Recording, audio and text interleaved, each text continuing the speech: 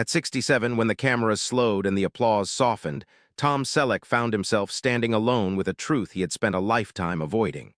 Fame had given him everything: recognition, stability, respect. But it had also demanded a quiet surrender. In the stillness between roles, when the set lights dimmed and the public image no longer needed maintenance, something heavier emerged. The realization that success does not protect a person from regret, and popularity cannot shield the soul from unanswered questions. For decades, the world saw confidence carved into his posture, strength in his voice, certainty in every frame. But beneath that image lived a man shaped by absence, responsibility, and choices made under pressure rather than desire. As age narrowed the future and memories grew louder than ambition, the past began asking for honesty. What is left when the identity built for the world no longer feels enough? What happens when a man admired for stability begins to question the cost of holding everything together? This is not a story about scandal. It is a story about endurance, silence, and the emotional toll of being strong for too long. And it begins at the moment when Tom Selleck finally slowed down enough to hear what his own life had been trying to tell him all along. Morning arrives quietly on the ranch, light spreading across fields that have no audience. Tom Selleck moves through the routine with practiced calm, boots against dirt, coffee cooling in his hands, the silence heavier than any applause he once knew.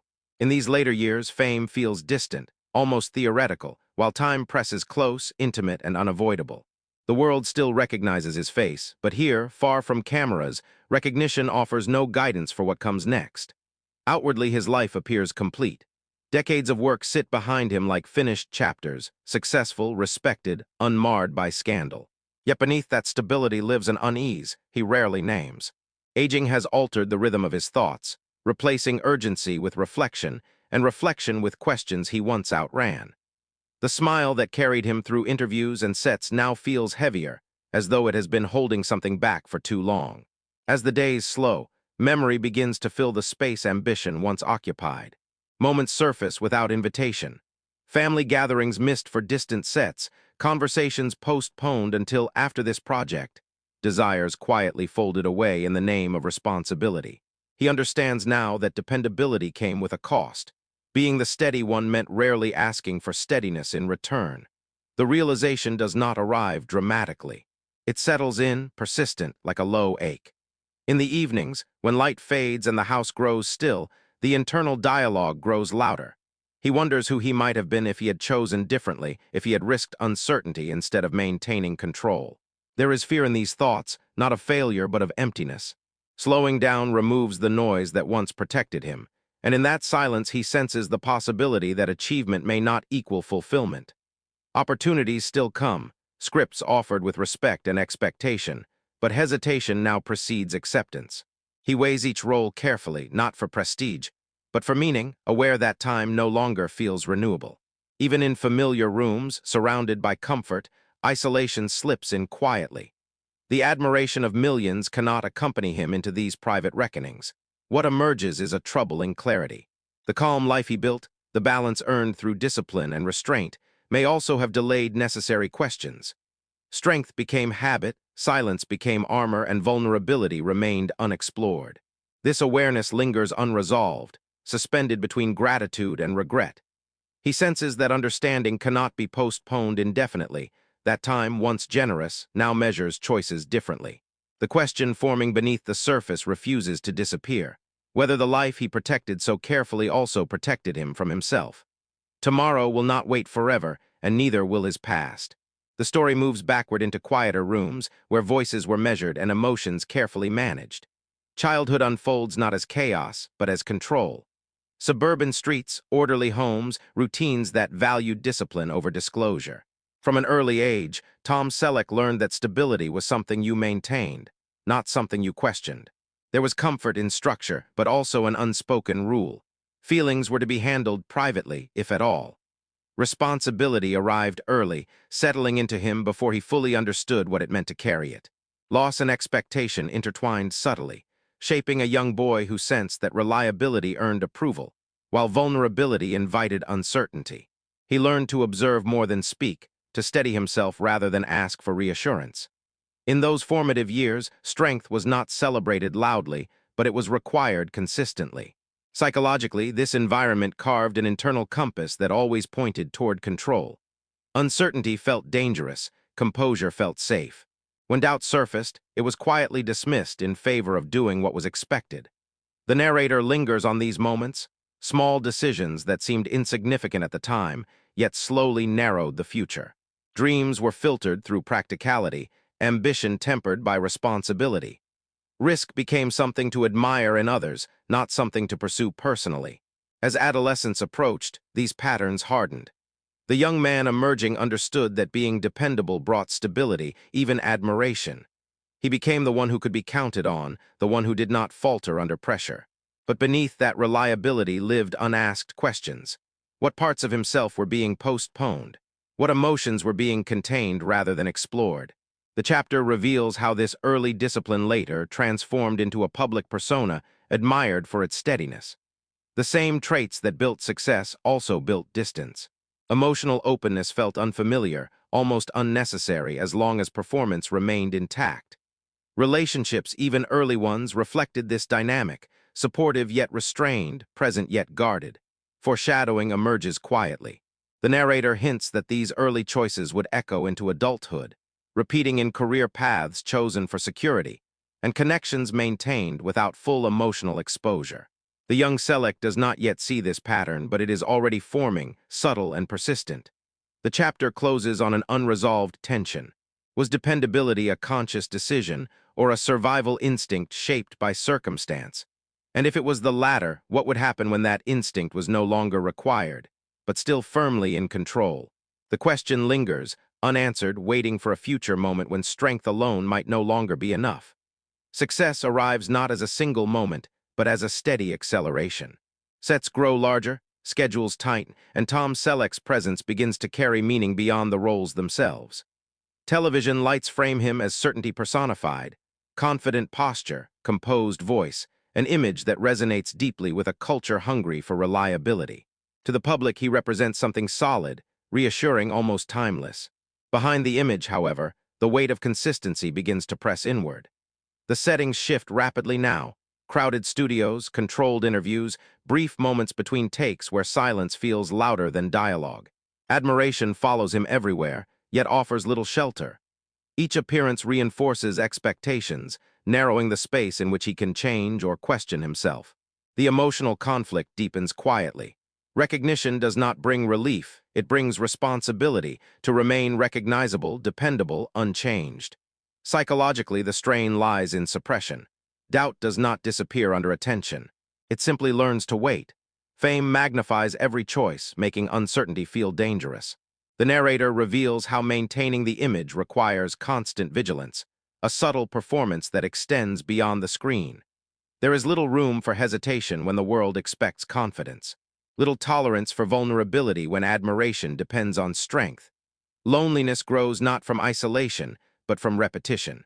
Familiar faces surround him, yet few see beyond the persona they admire. Conversations remain polite, controlled, orbiting the image rather than the person beneath it. Over time, this reinforcement becomes a quiet confinement. The more he is praised for who he appears to be, the harder it becomes to explore who he is becoming. Career-defining decisions emerge in this atmosphere. Roles are chosen carefully, guided by stability rather than curiosity. Security outweighs fulfillment. Each choice makes sense individually, yet collectively they form a pattern, progress without exploration. Relationships follow a similar rhythm. Distance grows not through conflict but absence. Long hours, constant demands, and emotional restraint create spaces where connection might have formed, but did not. The narrator lingers on the psychological cost of endurance. Holding everything together requires energy that is rarely replenished. There are moments, brief and private, when he senses the imbalance. Late nights after applause fades, quiet hotel rooms where success feels abstract. In these moments, questions surface, whether admiration can substitute for intimacy, whether consistency can replace self-understanding. Foreshadowing builds as success peaks.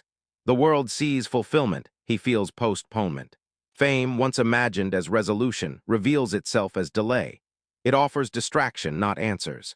The image continues to thrive, but the man behind it grows increasingly aware of what remains unaddressed. The chapter closes with a realization that settles slowly, without drama. Fame did not resolve his inner questions. It merely gave him reasons to avoid them.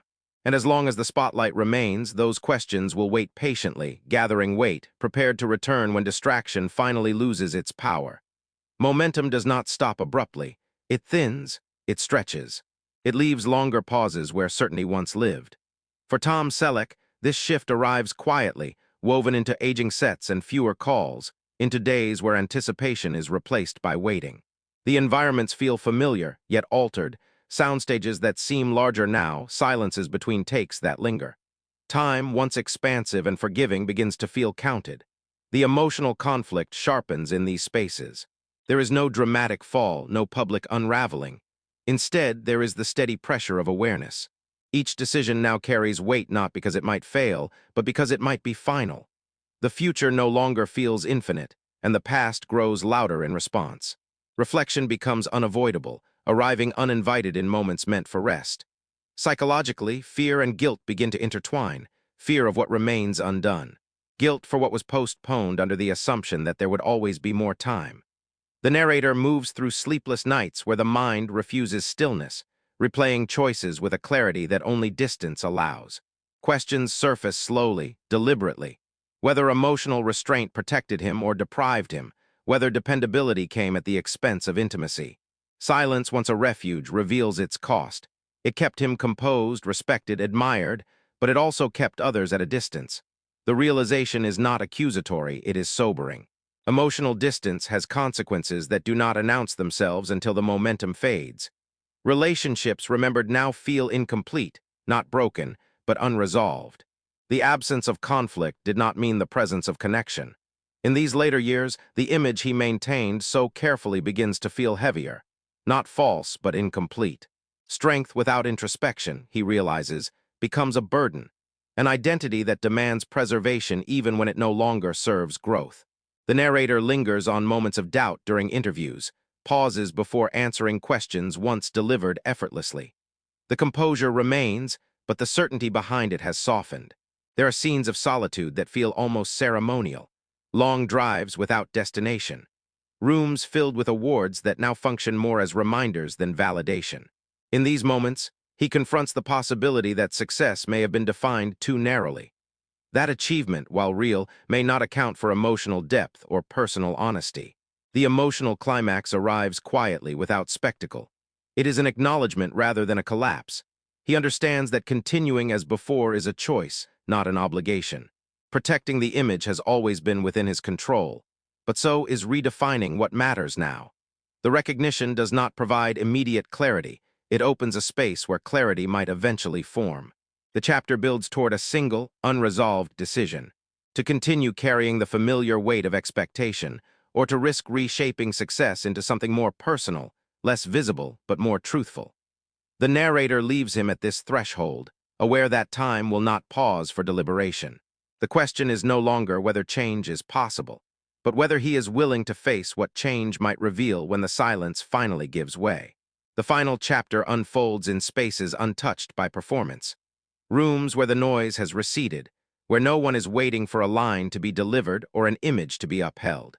Morning light settles gently across familiar walls, illuminating objects chosen not for meaning but for use. Here, away from expectation, life feels smaller and truer. This is where reflection no longer competes with ambition. The emotional tone softens, but the weight of truth deepens. There is no desire now to rewrite the past, only to understand it. Tom Selleck moves through these moments with an awareness shaped by time rather than urgency. Fame, once a defining force, feels like a chapter already read. What remains is quieter: memory, presence, and the delicate balance between pride and regret. Psychologically, integration begins to take shape. He no longer separates success from its cost or strength from its consequences. Both are held together without denial. Pride exists, not in the image the world admired, but in endurance, in consistency, in showing up even when it required sacrifice. Regret exists as well, not sharp but persistent. A recognition of moments that might have been lived more openly, connections that could have gone deeper. Purpose shifts almost imperceptibly. It is no longer driven by proving worth or sustaining relevance. Instead, it centers on presence, being fully where he is, rather than preparing for what comes next. Connection replaces recognition as a measure of value. The narrator lingers on small gestures, quiet conversations, moments that would never reach an audience, yet feel more complete than applause ever did. Legacy enters the narrative not as a conclusion, but as a question. The reflection turns outward, then inward. What does it mean to be remembered?